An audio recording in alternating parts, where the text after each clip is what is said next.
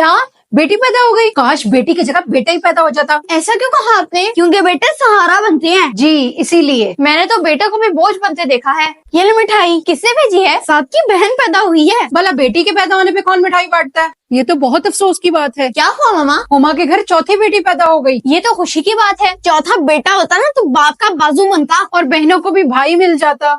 जिनको बेटियों के पैदा होने से मसला है, फिर वो किसी की बेटी को शादी करके भी ना लाया करें। और मत भूला करें कि आपको भी किसी की बेटी नहीं पैदा किया है।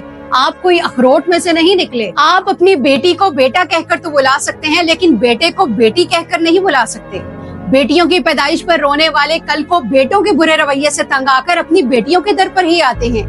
बेशक बेटे किस्मत से होते हैं, लेकिन बेटियां खुशकिस्मती से, इसीलिए अपनी बेटियों की कदर करें। आज जिंदगी में मैं पहली बार सोशल मीडिया पर अपनी जाती कोई बात शेयर करने लगी हूँ, जो आज से पहले मैंने कभी नहीं किया। आपने एक तस्वीर तक नहीं मेरी जाती जिंदगी की देखी होगी, लेकिन आज इस बात को, इस दर्दनाक बात को बताने में मैं इसकी जरूरत समझती हूँ कि आज बहुत जरूरत है इसकी बताने की। अब ये टाइम है बताने का।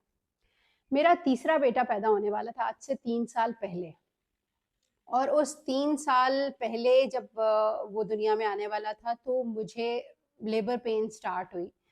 मैं अपनी मदर के घर थी, और उधर से जब मैं हॉस्पिटल गई, जो मेरा जहाँ से मैं 8 महीने से चेकअप करवा रही थी, सब नॉर्मल नॉर्मल, क्योंकि मेरे पहले 2 बच्चे भी नॉर्मल हो चुके हैं। और फिर मैं जब वहाँ गई 3 साल पहले, आज से कोविड के दिन थे, तो प्राइवेटली हॉस्पिटल में मैं गई।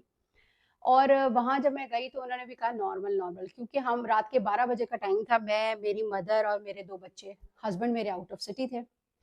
तो मैं वहाँ जब गई तो उन्होंने तब भी कहा नॉर्मल है। हम अपने नॉर्मल बजट के हिसाब से पैसे लेके गए हुए थे, जो उन्होंने कहा हुआ था।